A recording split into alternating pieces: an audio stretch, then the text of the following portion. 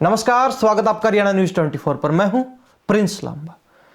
हरियाणा के अंदर लोकसभा चुनाव की दस्तक आ चुकी है, तो कहीं ना कहीं तमाम राजनीतिक दल भी चुनावी तैयारियों में जुट चुके हैं। बात करें बीजेपी की, तो बीजेपी ने भी अपना मिशन 2024 से शुरू कर दिया है और लक्ष्य है 2019 की तरह 2024 में भी 10 की 10 लोकसभा सीटों पर जीत हासिल करना। अब अगर हरियाणा की लोकसभा सीटों में से बात करें, सबसे चर्चित और आज के दिन जो हॉट सीट बनी हुई है वो है हिसार, जहां दावेदारों की एक बड़ी फौज तैयार हो चुकी है, एक बड़ी फौज खड़ी है।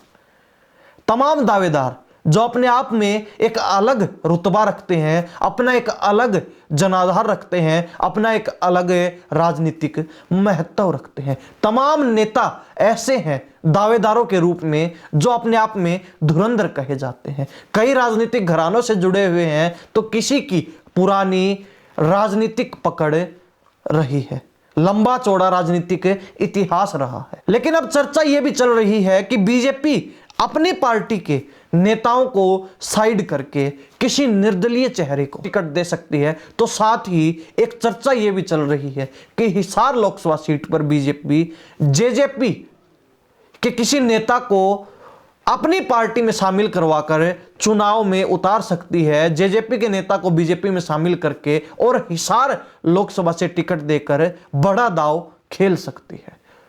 तमाम नामों पर, तमाम चेहरों पर विस्तार से चर्चा करेंगे, लेकिन उससे पहले आपको बताते चले कि वर्तमान सांसद बृजेंद्र सिंह, जो हिसार लोकसभा से सांसद चुने गए थे 2019 में, उनकी टिकट कटना लगभग तय माना जा रहा है। और कहीं ना कहीं इन्हीं तमाम अनुमानों को देखते हुए उन्होंने भी अपनी तैयारियां लोकसभा क्षेत्र को छोड़कर उचाना विधानसभा क्षेत्र से शुरू कर दी हैं। उचाना विधानसभा क्षेत्र पर चुनाव लड़ने के लिए पूर्ण रूप से मन बना चुके हैं, तैयार हो चुके हैं। अब जो तमाम दावेदार हैं, यानी कि 1 दर्जन से अधिक संख्या हिसार लोकसभा सीट पर दावेदारों की पहुंच चुकी है। तमाम दावेदार हैं, बीजेपी से चुनाव लड़ने की इच्छा भी जाहिर कर रहे हैं, तो साथ ही बीजेपी से टिकट की भी मांग कर रहे हैं। सबसे पहला नाम आता है कैप्टन अभिमन्यु, जो नारनौद विधानसभा क्षेत्र से विधायक रह चुके हैं, तो साथ ही पूर्व मंत्री भी रह चुके हैं। अब उनकी नजर अपने विधानसभा क्षेत्र को छोड़कर लोकसभा क्षेत्र पर टिक चुकी है, तो कहीं ना कहीं लगातार एक्टिव मोड में नजर आ रहे हैं, जनता के बीच पहुंच रहे हैं, अपना जनाधार बढ़ा रहे हैं, तो साथ ही जनता के बीच पकड़ भी मजबूत कर रहे हैं और लगातार लोकसभा चुनाव लड़ने की इच्छा भी जाहिर कर रहे हैं। सीधा और सिंपल फंडा है कि अपने चेहरे पर, अपने दम पर विधानसभा चुनाव में उतरना कहीं ना कहीं उन्हें मुनासिब नहीं है। और तुलना करें अगर लोकसभा चुनाव से, तो मोदी लहर में लोकसभा चुनाव जीतना विधानसभा चुनाव के मुकाबले उन्हें आसान लग रहा है। और इसी के चलते तमाम जो है दावेदार अपनी अपनी दावेदारी ठोक रहे हैं, तो साथ ही बीजेपी से भी टिकट की मांग लगातार चल रही है। अब अगर आगे बात करें, तो दूसरा सबसे बड़ा नाम है कैप्टन मीनू बेनीवाल, जिनको लेकर चर्चा यह चल रही है कि वो इलाहाबाद से अभय चौटाला के खिलाफ चुनाव में उतर सकते हैं। तो वहीं अब उनकी बीजेपी के साथ बढ़ती नजदीकियों के चलते और कहीं ना कहीं हिसार क्षेत्र में उनकी सक्रियता के चलते यह अनुमान लगाया जा रहा है कि वो बीजेपी से लोकसभा चुनाव हिसार सीट पर लड़ सकते हैं। उन पर दांव खेलकर बीजेपी कहीं ना कहीं उन्हें अपने प्रत्याशी के रूप में घोषित कर सकती है आने वाले समय में, क्योंकि हाईकमान के साथ उनकी नजदीकियां, यानी कि कैप्टन मीनू बेनीवाल की बीजेपी हाईकमान के साथ नजदीकियां किसी से छुपी नहीं है। तो वहीं हर कोई जानता है कि पहले चौटाला परिवार के साथ, यानी कि पहले इनेलो के साथ, उसके बाद इनेलो के ही एक घटक जेजेपी के साथ, यानी कि दुष्यंत चौटाला के साथ उनकी नजदीकियां रही हैं। तो अब वो नजदीकियां दूरियों में तब्दील हो चुकी हैं। दुष्यंत चौटाला को अलविदा कहने के बाद कहीं ना कहीं बीजेपी के साथ उनकी नजदीकियां बढ़ती जा रही हैं। हालांकि दल में शामिल नहीं हुए हैं, लेकिन अंदर खाते जो मेल मिलाप उनका बीजेपी के साथ चल रहा है, उसको लेकर यह चर्चा बड़े जोरों पर है कि वो बीजेपी के प्रत्याशी आने वाले चुनाव में हो सकते हैं। तीसरा, अगर सबसे बड़े चेहरे की बात करें जिस पर बीजेपी दांव खेल सकती है, जो बीजेपी की दावेदारों की टॉप लिस्ट में शामिल है, वो है पूर्व सांसद और पूर्व में विधायक मंत्री भी रह चुके हैं कुलदीप बिश्नोई। उनको लेकर यह चर्चा है कि वो राजस्थान से भी लोकसभा चुनाव लड़ सकते हैं। जोधपुर सीट से उनको चुनाव में बीजेपी की तरफ से उतारा जा सकता है। तो वहीं हरियाणा से हिसार सीट पर भी उनकी चुनाव लड़ने की चर्चाएं बड़े जोरों पर है। लेकिन अब अगर मान लिया जाए कि वो हरियाणा से चुनाव लड़ रहे हैं तो यहां भी उनको लेकर एक मत चल रहा है कि हिसार से चुनाव लड़ने वाले हैं, बीजेपी उन्हें हिसार सीट पर उतार सकती है या फिर उनके पूर्व में संसदीय निर्वाचन क्षेत्र जो रहा है भिवानी महेंद्रगढ़ लोकसभा, वहां से उनको उतारा जा सकता है। लेकिन इतना तय है कि उनको लोकसभा की टिकट जरूर और अवश्य ही मिल सकती है, क्योंकि राजस्थान चुनाव में उन्होंने जो मेहनत की और उसका जो फल मिला है उससे बीजेपी हाईकमान काफी खुश नजर आ रहा है। आगे अगर बात करें चौथे सबसे प्रबल दावेदार की, तो वो नाम है रणजीत चौटाला। बिजली मंत्री, हरियाणा सरकार में निर्दलीय विधायकों के कोटे से मंत्री बनते हैं, तो साथ ही बीजेपी के साथ, मुख्यमंत्री मनोहर लाल खट्टर के साथ, बीजेपी आला कमान के साथ उनकी नजदीकियां किसी से छुपी नहीं है। हर कोई जानता है वो कितने नजदीक हैं बीजेपी के साथ। तो लगातार अब अपने विधानसभा क्षेत्र को छोड़कर लोकसभा क्षेत्र से चुनाव लड़ने की इच्छा जाहिर कर रहे हैं, तो बीजेपी से टिकट की भी मांग कर रहे हैं। वो बात अलग है कि वो निर्दलीय विधायक 2019 में चुने गए थे, लेकिन अब उनकी नजर लोकसभा क्षेत्र पर है और चुनाव लड़ना चाहते हैं हिसार लोकसभा सीट से। इससे आगे अगर बात करें तो अगला नाम है सुभाष बराला का। पूर्व में बीजेपी अध्यक्ष भी रह चुके हैं हरियाणा प्रदेश के, तो साथ ही टोहाना से विधायक भी रह चुके हैं। लेकिन वर्तमान में अगर बात करें तो वो सियासी तौर पर खाली बैठे हैं, तो कहीं ना कहीं इसी खालीपन के चलते उनकी नजर हिसार लोकसभा सीट पर जा टिकी है और कहीं ना कहीं अब वो भी दावेदारों की सूची में, दावेदारों की दौड़ में टिकट लेने के लिए शामिल हो चुके हैं। और टॉप जो है नाम सूची के अंदर जो बीजेपी ने फाइनल करके हाईकमान के पास भेज दिए हैं, उनमें सुभाष बराला का नाम भी शामिल है।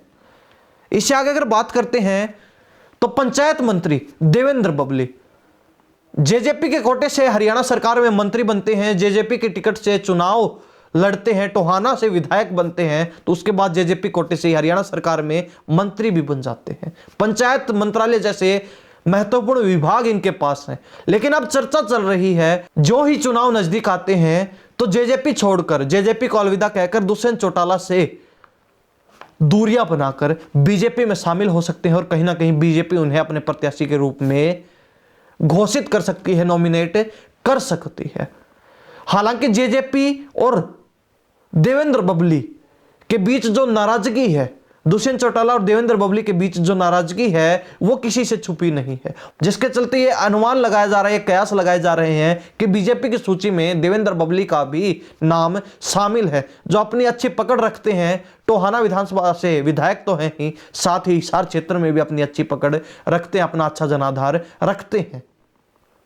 क्योंकि बीजेपी के लिए हिसार लोकसभा सीट पर चुनाव जीतना एक साख का सवाल बना हुआ है। बड़ा महत्वपूर्ण लोकसभा क्षेत्र बीजेपी हिसार को मानती है, जहां से हर मुमकिन कोशिश रहेगी चुनाव जीतने के लिए, सीट निकालने के लिए। आगे अगर बात करें तो अगला नाम है, अगले अगर नाम के बारे में चर्चा करें तो अगला नाम है डीपी वत्स, जो एक गैर जाट नेता है। और अगर ये चर्चा चलती है, ये समीकरण बनते हैं कि हिसार लोकसभा सीट पर गैर जाट नेता को अपने प्रत्याशी के रूप में उतारना चाहिए, तो कुलदीप बिश्नोई के बाद दूसरा सबसे प्रबल नाम है, दूसरे सबसे प्रबल दावेदार हैं डीपी वत्स, जो चुनाव लड़ सकते हैं, जिन्हें बीजेपी अपने प्रत्याशी के रूप में घोषित करके हिसार सीट पर दांव खेल सकती है। तो अगला नाम है रणबीर गंगवा, नलवा विधानसभा सीट से विधायक, तो वही वर्तमान में विधानसभा के डिप्टी स्पीकर भी हैं। तो उनको लेकर भी ये चर्चा चल रही है कि उन्हें भी चुनाव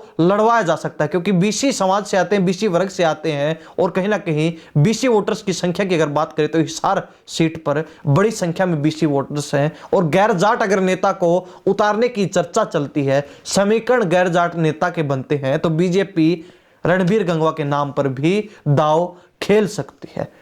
यह प्रबल दावेदार हिसार सीट पर जो लगातार बीजेपी से चुनाव लड़ने की इच्छा जाहिर कर रहे हैं, लगातार बीजेपी से लोकसभा सीट पर चुनाव लड़ने के लिए टिकट की मांग कर रहे हैं। सबसे पहला नाम कैप्टन अभिमन्यु, उसके बाद नाम आता है कैप्टन मीनू बेनीवाल। तीसरे नंबर पर अगर बात करते हैं तो कुलदीप बिश्नोई। इससे आगे अगर बात करें तो रणजीत चौटाला। उससे आगे अगर बात करते हैं तो देवेंद्र बबली, और उसके बाद सुभाष बराला, उसके बाद डीपी वत्स, तो आखिरी नाम रणबीर गंगवा के रूप में फिलहाल सामने आ रहे हैं। और तमाम जो नेता हैं वो अपना एक अच्छा महत्व राजनीति के अंदर, राजनीतिक क्षेत्र के अंदर, हिसार क्षेत्र के अंदर अपना एक अलग महत्व और अपना एक अलग दबदबा, रुतबा रखते हैं, अच्छा अपना जनाधार रखते हैं। बात करें बीजेपी की तो बीजेपी हिसार सीट को लेकर काफी गंभीर है।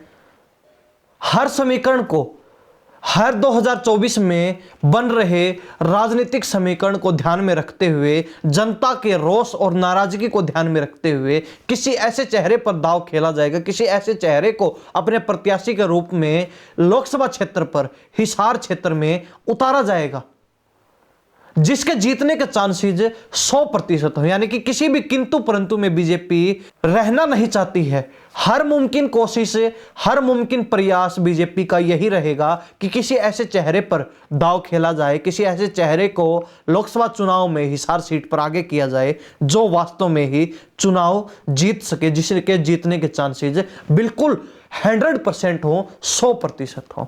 और तमाम जो है अनुमानों के चलते यह लगभग तय माना जा रहा है कि जो वर्तमान सांसद हिसार लोकसभा सीट से हैं, जो वर्तमान हिसार के सांसद हैं बृजेंद्र सिंह, उनको जो है लोकसभा की टिकट से दूर किया जा सकता है, उनको हिसार लोकसभा से दूर किया जा सकता है। और कहीं ना कहीं इन्हीं तमाम समीकरणों को देखते हुए, इन्हीं तमाम रुझानों को देखते हुए बीजेपी सिर्फ अपने ही दल के नामों पर, अपने ही दल के नेताओं पर ही नहीं बल्कि दूसरे दलों के नेताओं पर भी दांव खेल सकती, तो साथ ही निर्दलीय किसी नेता के चेहरे पर भी चुनाव लड़ सकती है। किसी निर्दलीय चेहरे को या फिर किसी दूसरे दल के नेता को भी अपनी टिकट पर हिसार लोकसभा क्षेत्र में आगे किया जा सकता है, जिससे यह साफ अंदाजा लगाया जा सकता है कि 2024 में चुनाव को लेकर, चाहे विधानसभा की बात हो चाहे लोकसभा की बात हो, बीजेपी कितनी गंभीर है। लोकसभा चुनाव में 10 की 10 सीटों पर जीतने का लक्ष्य निर्धारित करके चल रही बीजेपी कहीं ना कहीं विधानसभा में भी अपनी तीसरी बार सरकार बनाना चाहती है। लेकिन अगर लोकसभा की बात करें तो 2024 में जो ग्रैंड फिनाले होने वाला है, जो फाइनल मैच होने वाला है, उसके तहत हर एक सीट बीजेपी के लिए मायने रखती है। और हरियाणा के अंदर बीजेपी 2019 की तर्ज पर 10 के 10 लोकसभा सीटें जीतना चाहती है, जिसको लेकर हर सीट बीजेपी के लिए हरियाणा में बड़ा महत्व रखती है, बड़ा मायने रखती है। और तमाम हालातों को देखते हुए अब बीजेपी सिर्फ अपनी ही पार्टी के नहीं बल्कि दूसरे दलों के नेताओं पर भी, दूसरे दलों के चेहरों पर भी, या फिर निर्दलीय किसी नेता को भी उतार सकती है। जो प्रबल दावेदार हैं, जो तमाम नाम हमने बताए, जिन नेताओं को लेकर हमने विस्तार से चर्चा की, आप उनको लेकर क्या सोचते हैं? क्या वास्तव में इन नामों में से किसी एक नाम पर बीजेपी मोहर लगा सकती है? किसी एक चेहरे को बीजेपी 2024 में हिसार सीट पर लोकसभा चुनाव में आगे कर सकती है, अपना प्रत्याशी बना सकती है? आपका क्या सोचना है इस बारे में? कॉमेंट में अपनी राय जरूर दे दीजिए। इन सब बातों के साथ मैं प्रिंस लांबा, हरियाणा न्यूज़ 24। नमस्कार, जय हिंद।